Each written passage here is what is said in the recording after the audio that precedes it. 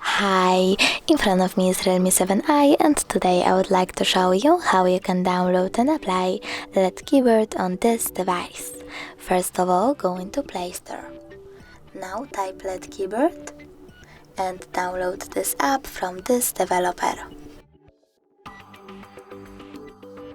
Open it.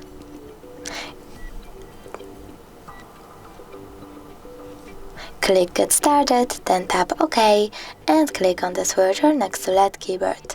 Now click Activate, tap on Input Options and select LED keyboard one more time by tapping on it.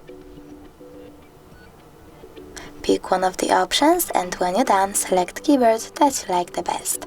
I will go with that one, so I have to click on it, then close on that.